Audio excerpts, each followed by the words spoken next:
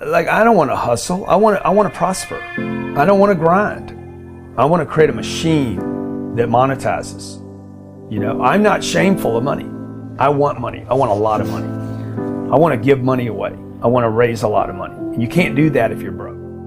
Most of the people watching this thing should either not be in business if they've got one, or close the f***er down if they got one. Because you got in business for all the wrong reasons, and you don't have the balls to close them down because of what other people are going to say.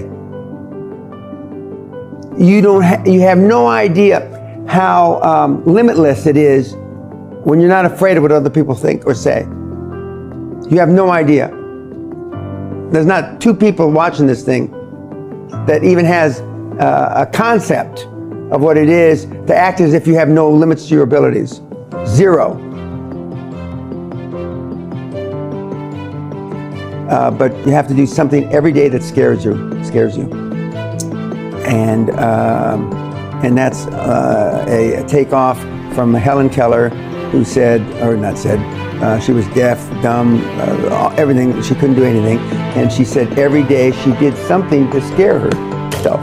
Well, if you and I had all those afflictions, just getting out of bed would be scary enough.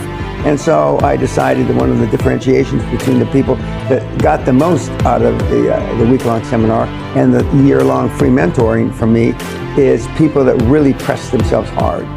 So I translated that into they've got to do something and listed what they did to scare themselves every single day. Is that the essence of really what you do, is getting people to take more risk, to get out of their comfort zones, and then the wealth comes later? It's not just out of their comfort zones. It's to change your reality.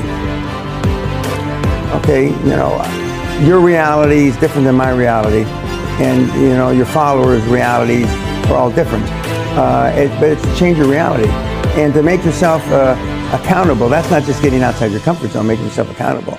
Okay, not just accountable, not accountable to somebody else, accountable to you, me, you know, yourself. Because that's the ultimately, that's the only person you should be accountable to, is yourself. And we grow up, in my judgment, wrongly, that we don't hold ourselves accountable enough. We just don't. We've learned to come up with reasons why we can't do this, reasons why it's okay not to do this, reasons why you didn't follow up on time, reasons why I told the guy to get back to him by Wednesday, it's now Friday. Oh, it's the weekend. I'll now get back to him, so you know, on Monday. And life has gotten simpler now with the internet and with email and the things where the communication is almost instant. You'd think it should be easier, but it's not. I use the analogy: 25, 30 years ago, you go in to buy a $100 million company. Your due diligence would be 3, 4, 5 weeks, and it'd take you 3, 4, 5 weeks to close the deal. Okay, a month and a half. 6 to 8 weeks. With the internet, it should take less time because the information is instantaneous. It takes us twice as long to close a deal now. Twice as long. There's no reason for that. Things haven't gotten twice as complicated, but somebody has to put their name on the line. Somebody wants to push off the accountability. Somebody would rather have Brian sign off on it. So I go home early on a Thursday, knowing you're going to come in early on a Monday, and your signature will be on the document instead of mine, because I don't want to be accountable. And so the kids today have this need. It's like this thirst for guidance.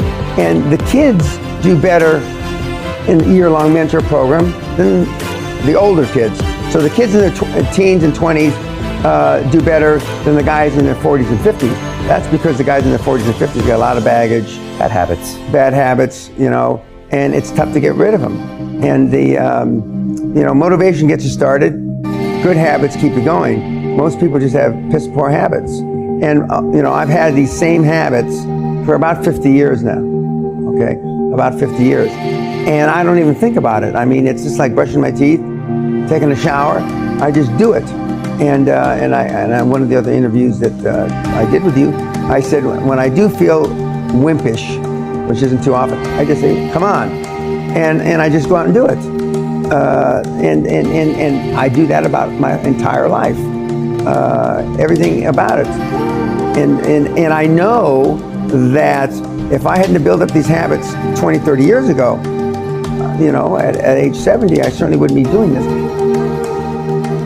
I don't fail very often. I do fail. You're pretty open about all the failures. Yeah, I'm not ashamed of them. Right. That's what's made me who I am. You said failure is just testing. Correct. It's just testing. And I don't know, and I'm quick to pull the trigger two ways. I'm quick to pull the trigger and trying something, and I'm quick to pull the trigger and closing something.